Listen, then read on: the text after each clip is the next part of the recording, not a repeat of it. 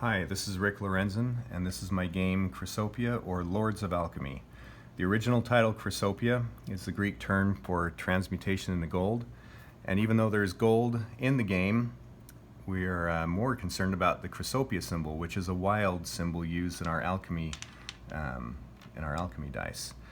Now, in Chrysopoeia, we each choose to play the role of an alchemy lord.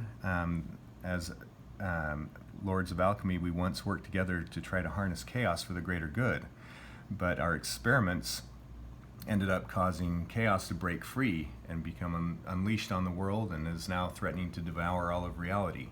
And we blame each other for unleashing chaos, and we believe that only we can banish it, while the others will only make things worse.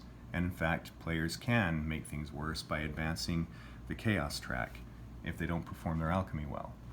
So each turn we can choose one of three actions. The first action would be to gather resources and build, where we can send our golems to gather resources from whichever facility we choose, and send an apprentice to take a special laboratory action.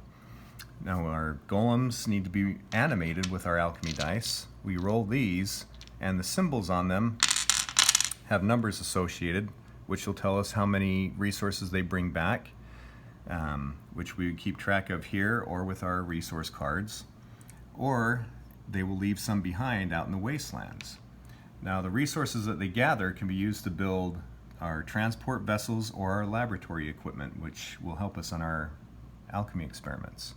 Our vessels are the locomotive to help get some free rare earths, our ironclad vessel to help us to get some of the resources out of the wastelands, the airship, which helps us to steal from other players, or the time vessel, which helps us to go back in time and re-roll some of our dice, which is especially handy in alchemy.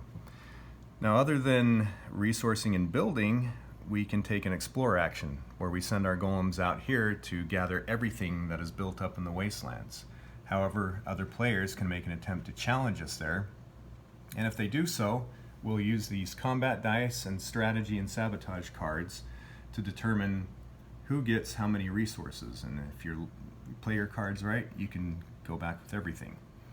And our third turn action is the alchemy. We can, when we have enough rare earth ingredients built up, we can take some to place here as the requirements on our card. This one asks for 2 salts, 1 alkali, and 2 oxides. If we're successful in this experiment, we'll gain 2 measures of prima materia, which can be used to create the Philosopher's Stone, which is an extra alchemy die, or we can use the prima materia to slow down the advancement of the chaos. During our alchemy experiments, we're going to roll these dice and try to match the symbols here on these rows. However, if we roll a lot of flames, these flames will destroy ingredients that are in play.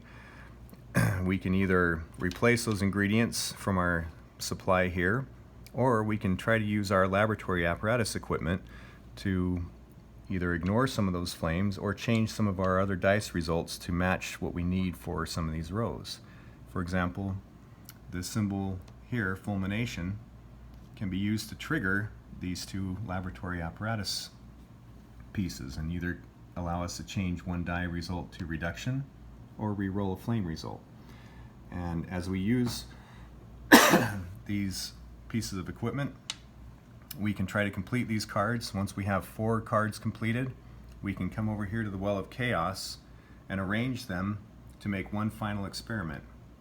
The first player to complete their final experiment wins the game. However, chaos, if it advances too far along this track, can beat everybody, and the game itself will win. We can block some of these to make a more challenging game or an easier game by giving us more time. But that basically is Chrysopoeia, Lords of Alchemy.